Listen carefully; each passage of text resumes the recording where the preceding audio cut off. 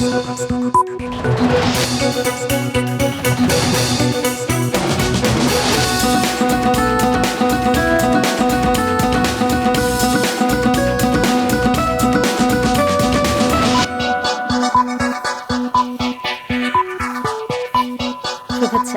স্বাগত সন্ধ্যার মাছরাঙা সংবাদে। আপনাদের সঙ্গে আছি কাজী রওশনারা সাকি। শুরুতে গার্ডিয়ান লাইফ ইন্স্যুরেন্স সংবাদ শিরোনাম। দেশের 2 বিশ্ববিদ্যালয়ে অশান্ত পরিস্থিতির উন্নতি হয়নি। চট্টগ্রামে সংঘর্ষের ঘটনায় আজ মামলা হয়েছে। হামলার বিচার না হওয়া পর্যন্ত ক্লাসে না ফেরার ঘোষণা শিক্ষার্থীদের। ময়মনসিংহে হামলার ঘটনা তদন্তে কমিটি হয়েছে। এদিকে ডাকসুর নারী প্রার্থীকে সংঘবদ্ধ ধর্ষণের হুমকির ঘটনারও তদন্ত হচ্ছে। এসব নিয়ে সরকার উদ্বিগ্ন বলেছেন শিক্ষা উপদেষ্টা। দর্শক, দেশের সার্বিক পরিস্থিতি নিয়ে এ সপ্তাহে নানা দলের সাথে বৈঠক করছেন প্রধান উপদেষ্টা। রোববার বিএনপি, জামাত ও এনসিপির পর আজ তার বৈঠক হলো অন্য 7টি রাজনৈতিক দল ও হেফাজত নেতাদের সাথে। প্রেস উইং জানিয়েছে, নির্বাচন ও সমসাময়িক বিষয়ই আলোচ্য। বৈঠকে পিআর নিয়ে গণভোটের দাবি তোলা হয়েছে বলে জানা গেছে। প্রতিষ্ঠা বার্ষিকী উপলক্ষে আজও নানা কর্মসূচি ছিল বিএনপির। এসবে অংশ নিয়ে দলের মহাসচিব হুঁশিয়ারি দিয়েছেন, বিএনপির ওপর হামলা হলে সেই হাত ভেঙে দেওয়া হবে। অন্য নেতারা অভিযোগ তুলেছেন, নির্বাচন ঠেকানোর ষড়যন্ত্র হচ্ছে। এদিকে দলের আরেক নেতা রুহুল কবির রিজভী জাতীয় পার্টিকে নিষিদ্ধের দাবি তুলেছেন।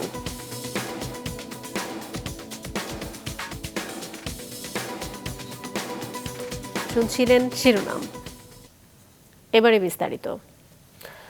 চট্টগ্রাম বিশ্ববিদ্যালয়ে শিক্ষার্থীদের সঙ্গে স্থানীয় বাসিন্দাদের সংঘর্ষের ঘটনার 3 দিন পর মামলা করেছে বিশ্ববিদ্যালয় প্রশাসন। এদিকে ময়মনসিংহে বাংলাদেশ কৃষি বিশ্ববিদ্যালয়ের শিক্ষার্থীদের ওপর বহিরাগতদের হামলার অভিযোগের প্রেক্ষিতে তদন্ত কমিটি গঠন করেছে বিশ্ববিদ্যালয় প্রশাসন। কমিটিকে আগামী 5 কর্মদিবসের মধ্যে প্রতিবেদন জমা দিতে বলা হয়েছে। Desk report. এখনও থমথমে চট্টগ্রাম বিশ্ববিদ্যালয়ের পরিস্থিতি। স্থানীয়দের সাথে শিক্ষার্থীদের সংঘর্ষের ঘটনার 3 দিন পর হাটহাজারী থানায় মামলা হয়েছে। এতে নাম দেওয়া হয়েছে 98 জনের, অজ্ঞাত আসামি আরও 1000। এর আগে সকালে ভিসির পদত্যাগ দাবিতে বিক্ষোভ মিছিল করে বিশ্ববিদ্যালয় শাখা ছাত্রদল ও সাধারণ শিক্ষার্থীরা। হামলাকারীদের বিচার না হওয়া পর্যন্ত ক্লাস পরীক্ষা বর্জনের ঘোষণা তাদের। ক্লাস বর্তমানে চালু আছে, কিন্তু আমরা শিক্ষার্থীরা যারা রয়েছে আমরা ক্লাস করতেছি না বর্তমানে। টিচার এবং আমরা শিক্ষার্থীরা অলিখিতভাবে ক্লাস বর্জন করেছি। এদিকে 6 দফা দাবি পূরণের জন্য দেওয়া আলটিমেটামের সময় পেরিয়ে যাওয়ায় সারাদিন রেলপথ অবরোধ করে রাখে ময়মনসিংহ কৃষি বিশ্ববিদ্যালয়ের শিক্ষার্থীরা। রাতে আলোচনায় বসার আশ্বাসে বিকেলে অবরোধ তুলে নেওয়া হয়। পুরো ভার্সিটি থেকে প্রত্যেকটা হল থেকে 2 জন করে, এবং আমাদের যে 2 ফ্যাকাল্টির সমস্যা, এই 2 ফ্যাকাল্টি থেকে 6 জন করে আমরা মোট 40 জন তাদের সাথে আলোচনায় বসতেছি। ইনশাল্লাহ আমরা পজিটিভ রেজাল্ট আসবে। আর যদি পজিটিভ রেজাল্ট না আসে আমরা পুরো অনির্দিষ্টকালের জন্য ভার্সিটি বন্ধ ঘোষণা করব। বিশ্ববিদ্যালয় প্রশাসন অনির্দিষ্টকালের জন্য ক্যাম্পাস বন্ধ ঘোষণা করলেও প্রশাসনিক কাজ অব্যাহত থাকায় শিক্ষার্থীরা ব্যাংক ও প্রশাসনিক ভবনে তালা দিয়েছে। বিভিন্ন দাবিতে 31 আগস্ট বিশ্ববিদ্যালয় মিলনায়তনে উপাচার্য সহ 2 শতাধিক শিক্ষককে অবরুদ্ধ করে রাখে শিক্ষার্থীরা। রাতে বহিরাগতরা ক্যাম্পাসে ঢুকে শিক্ষার্থীদের উপর হামলা চালায়। এদিকে শিক্ষা উপদেষ্টা আজ সচিবালয়ে জানান, বিভিন্ন বিশ্ববিদ্যালয়ের অচলাবস্থা নিয়ে সরকার উদ্বিগ্ন। গত কয়েকদিন দেশের বিভিন্ন বিশ্ববিদ্যালয়ে যে কতগুলো অনাকাঙ্ক্ষিত ঘটনা ঘটেছে, তো সেটাতে আমিও মন্ত্রণালয় অবহিত রয়েছে, এবং অবশ্যই তার দ্বারা স্বাভাবিক শিক্ষা কার্যক্রম কিছুটা ব্যাহত হচ্ছে। যে কোনো সমস্যাই আলাপ আলোচনার মাধ্যমে সমাধান হওয়া সম্ভব। আমরা আশা করি, আমরা জানি যে সেই প্রক্রিয়া শুরু হয়েছে এবং সেটা সমাধানের দিকেই এটা এগিয়ে যাচ্ছে। কাউসার আহমেদ, মাছরাঙা, নিউজ ডেস্ক। ডাকসু নির্বাচনে নারী প্রার্থীকে সংঘবদ্ধ ধর্ষণের হুমকির ঘটনায় প্রতিবাদ আর বিক্ষোভ মিছিলে দিনভর উত্তাল ছিল ঢাকা বিশ্ববিদ্যালয় ক্যাম্পাস। হুমকিদাতা আলী হোসেন শিবির নেতা উল্লেখ করে তার ছাত্রত্ব বাতিল চায় ছাত্রদল, রিটকারীর প্যানেল, অপরাজেয় ৭১ ও অদম্য ২৪ সহ বেশ কয়েকটি প্যানেলের প্রার্থীরা। ঘটনা তদন্তে কমিটি গঠন করেছে নির্বাচন কমিশন। আরও জানাচ্ছেন দাউদ হাসান। ঢাকা বিশ্ববিদ্যালয় কেন্দ্রীয় ছাত্র সংসদ ডাকসু ও হল সংসদ নির্বাচনের প্রচারণা ছাপিয়ে আলোচনায় অপরাজয় ৭১ ও অদম্য ২৪-এর প্রার্থী বিএম ফাহমিদা আলমকে ফেসবুকে আলী হোসেন নামে এক শিক্ষার্থীর সংঘবদ্ধ ধর্ষণের হুমকির মন্তব্য। এ নিয়ে গতরাত থেকেই উত্তাল ক্যাম্পাস। মঙ্গলবার বেলা ১২টায় বিক্ষোভ মিছিল বের করে ছাত্রদল। ক্যাম্পাসের বিভিন্ন এলাকায় প্রদক্ষিণ করে উপাচার্যের কার্যালয়ে গিয়ে শেষ হয় মিছিল। ছাত্রদলের নারী নেত্রীদের অভিযোগ, ফাহমিদার মতোই নিয়মিত সাইবার বুলিংয়ের শিকার হচ্ছেন তারাও। রিটকারী শিক্ষার্থীকে হুমকিদাতা ছাত্র শিবিরের কর্মী উল্লেখ করে ছাত্রদল সমর্থিত প্যানেলের প্রার্থীরা তার ছাত্রত্বের বাতিলের দাবি জানান। আমাদের প্রত্যেকটা নারীর বিরুদ্ধে কি রকম কথা হচ্ছে এবং এই কথাগুলো দেখার পরে আপনাদের মনে হবে বাংলাদেশের নিরাপত্তা আসলে কোথায়। অতি অল্প সময়ের মধ্যে আলী হোসেন নামক এই কুলাঙ্গারকে আপনারা গ্রেফতার করবেন এবং একাডেমিক ভাবে তাকে শাস্তির আওতায় নিয়ে আসবেন।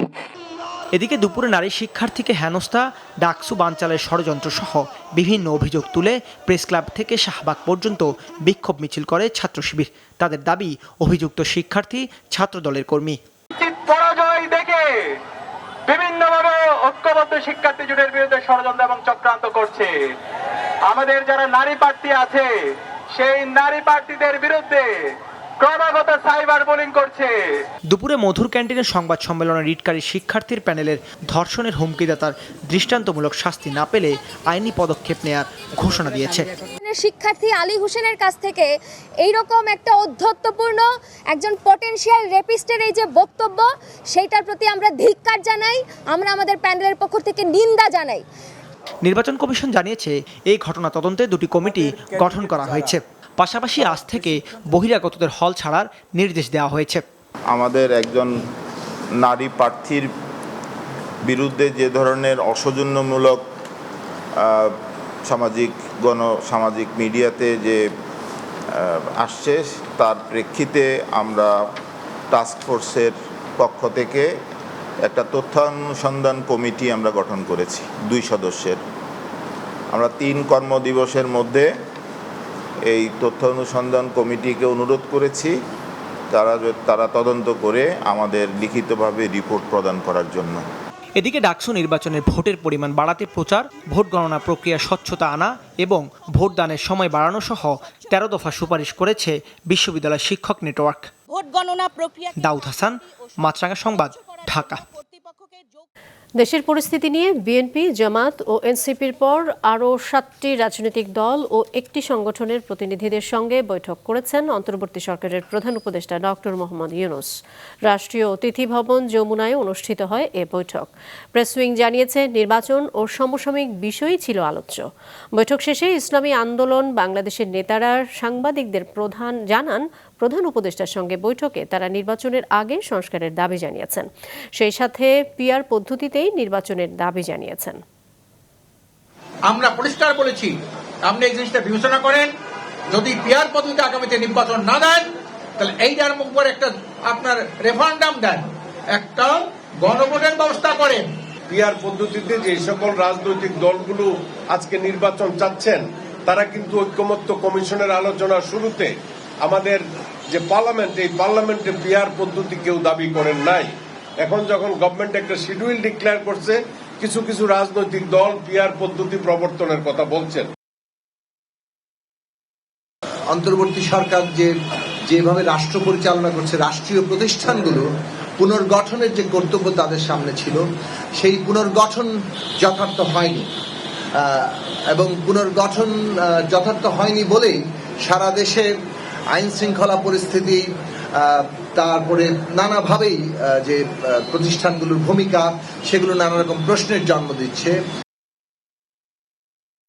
আওয়ামী লীগ বিএনপির উপর হামলা করলে সে হাত ভেঙে দেয়া হবে বলে হুঁশিয়ার করেছেন বিএনপির মহাসচিব মির্জা ফখরুল ইসলাম আলমগীর। আর সিনিয়র যুগ্ম মহাসচিব রুহুল কবির রিজভী বলেছেন, যেসব দল ফ্যাসিবাদকে সহায়তা করেছে তাদের আইন অনুযায়ী বিচার হওয়া উচিত। দলটির স্থায়ী কমিটির সদস্য গয়েশ্বরচন্দ্র রায় বলেছেন, একটি অদৃশ্য শক্তি নির্বাচন চায় না।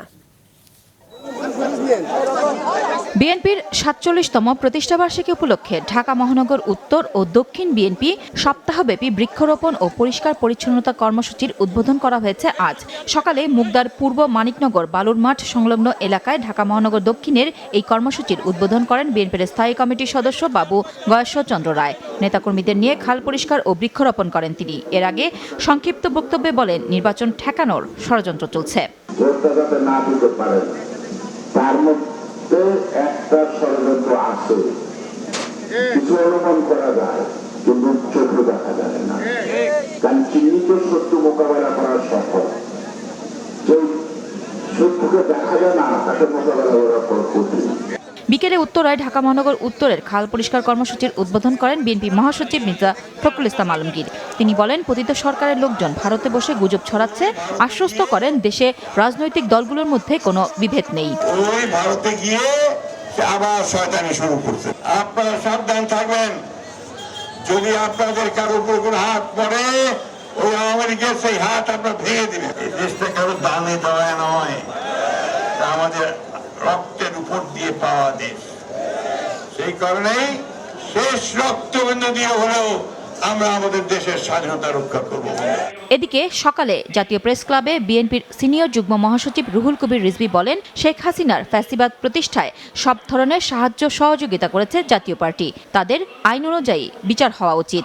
জাতীয় পার্টির দায় দিতে হবে বিএনপিকে। ভাই, বিএনপি তো রাষ্ট্র ক্ষমতায় নেই, এখনো তো আবার সুষ্ঠু নির্বাচন হয়নি। যারা ফ্যাসিবাদকে সমর্থন দিয়ে তাদের বয়ানের সাথে গলায় সুর মিলিয়ে যারা কাজ করেছে, তাদের তো বন্ধুরা আমার আইনের আওতায় অবশ্যই তাদের বিচার জনগণ দেখতে চায়। এর আগে দুপুরে লাঠিচার্জে আহত গণ অধিকার পরিষদের সভাপতি নুরুল হক নূরকে দেখতে ঢাকা মেডিকেল কলেজ হাসপাতালে যান বিএনপি মহাসচিব। নুরুন নাহার উইলি, মাছরাঙা সংবাদ, ঢাকা। আবার আমন্ত্রণ সন্ধ্যার মাঝখানে সংবাদে। ক্ষমতাচ্যুত প্রধানমন্ত্রী শেখ হাসিনা এবং সাবেক স্বরাষ্ট্রমন্ত্রী আসাদুজ্জামান খান কামালের নির্দেশে জুলাই আগস্টের ব্যাপক হত্যাকাণ্ড সংগঠিত হয়েছে বলে সাক্ষ্য দিয়েছেন এই মামলার রাজ সাক্ষী সাবেক আইজিপি চৌধুরী আব্দুল মামুন।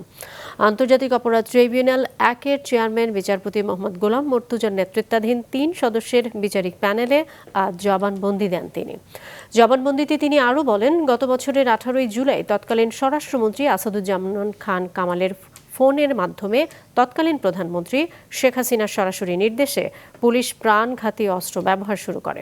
সাবেক আইজিপি আরও জানান, আসাদুজ্জামান খান কামাল, আনিসুল হক, ফজলিন নূর তাপস, সালমান ইফ রহমান, ওবায়দুল কাদের, জাহাঙ্গীর কবির নানক, মোহাম্মদ আলী আরাফাত, মির্জা আজম, হাসানুল হক ইনু ও রাশেদ খান মেনন সহ কয়েকজন প্রভাবশালী রাজনৈতিক নেতা প্রধানমন্ত্রীকে প্রাণঘাতী অস্ত্র ব্যবহারের জন্য প্ররোচিত করেছিলেন।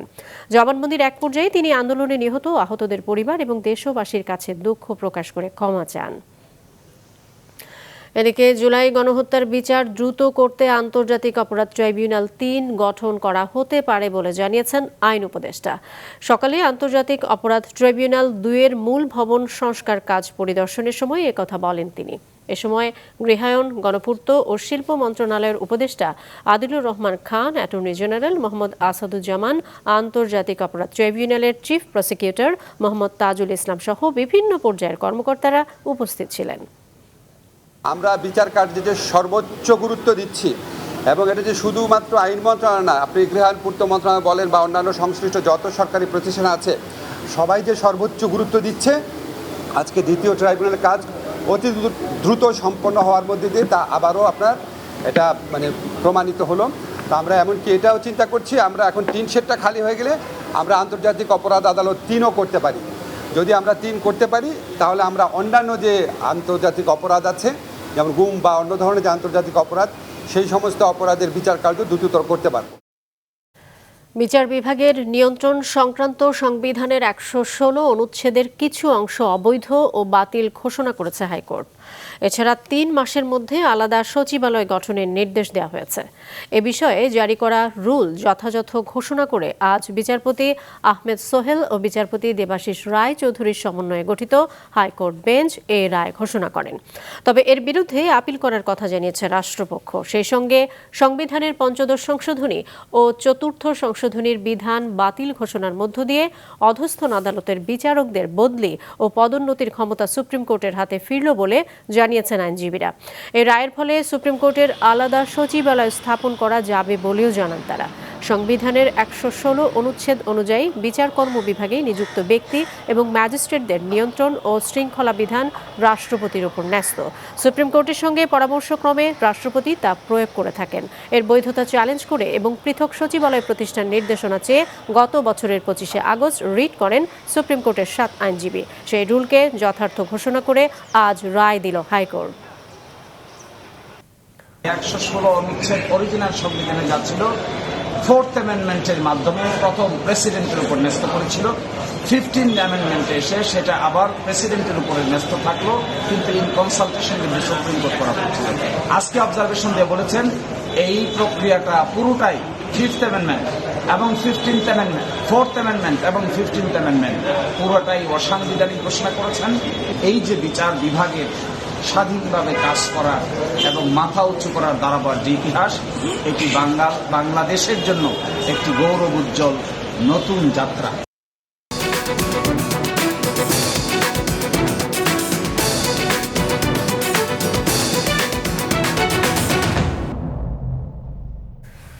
আফগানিস্তানের পূর্বাঞ্চলে পাহাড়ি জনপদে ৬ মাত্রার ভয়াবহ ভূমিকম্পে মৃতের সংখ্যা বেড়ে ৯০০ জনে দাঁড়িয়েছে। এদিকে সুদানের দক্ষিণাঞ্চলের মারমা অঞ্চলের ভয়াবহ ভূমিধসে একটি গ্রামে ১,০০০-এর বেশি মানুষের মৃত্যু হয়েছে। প্রায় নিশ্চিহ্ন হয়ে গেছে পাহাড়ি অঞ্চলের গ্রামটি। ভারী বৃষ্টিপাতের পর গত ৩১শে আগস্ট ভূমিধসের ঘটনা ঘটে। পরিস্থিতি এতটাই ভয়াবহ যে একজন বাদে ওই গ্রামের সবাই মারা গেছেন। সুদান লিবারেশন মুভমেন্ট বা সেনাবাহিনী জানিয়েছে এই তথ্য। জাতিসংঘ ও অন্যান্য আন্তর্জাতিক সংস্থার কাছে নারী, পুরুষ ও শিশুদের মরদেহগুলো উদ্ধারের আবেদনে জানিয়েছেন দারফুনের ওই অঞ্চলটি নিয়ন্ত্রণ করা সশস্ত্র গ্রুপটি। সন্ধ্যার সংবাদ শেষ করছি, তার আগে গার্ডিয়ান লাইফ ইন্স্যুরেন্স সংবাদ শিরোনামগুলো আরও একবার। 2 বিশ্ববিদ্যালয় পরিস্থিতির উন্নতি নেই, চট্টগ্রামের ঘটনায় মামলা, ময়মনসিংহে হামলা ও ডাকসু প্রার্থীকে ধর্ষণের হুমকি, তদন্ত চলছে, সরকারের উদ্বেগ। সমসাময়িক বিষয়ে 7 রাজনৈতিক দলের সাথে প্রধান উপদেষ্টার আলোচনা, বৈঠকে পিআর নিয়ে গণভোটের দাবি কয়েকটি দলের। বিএনপির ওপর হামলা হলে সে হাত ভেঙে দেওয়ার হুঁশিয়ারি মহাসচিবের, জাতীয় পার্টিকে নিষিদ্ধের দাবি রুহুল কবির রিজভীর। এই ছিল সন্ধ্যা সংবাদে। ফেসবুকে আপডেট পেতে ভিজিট করুন মাছরাঙা টেলিভিশনের পেজে, ইউটিউব চ্যানেলেও দেখতে পারেন আমাদের সংবাদ, প্রতিবেদন এবং অনুষ্ঠান। দর্শক, রাস্তার ধুলো ও ধোঁয়া ফুসফুসের ক্ষতির কারণ হতে পারে, তাই জীবাণু ও ফুসফুসের সংক্রমণ থেকে সুরক্ষিত থাকতে ব্যবহার করুন ফেস মাস্ক। এতক্ষণ সঙ্গে থাকার জন্য ধন্যবাদ জানিয়ে আমি কাজী রওশনারা সাকি শেষ করছি সন্ধ্যার মাছরাঙা সংবাদ। এই দিন এইভাবে।